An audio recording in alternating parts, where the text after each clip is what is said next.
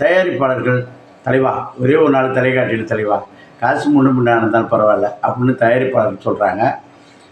அது மாதிரி திரைப்பட விநியோகஸ்தர்களும் என்ன கதையாக இருந்தாலும் இருக்கட்டும், அவர் போட்டு கொஞ்சம் படம் எடுத்துருங்கண்ணா, படத்தை முடிச்சுட்டா கூட பார்த்து எடுத்துருங்கண்ணா.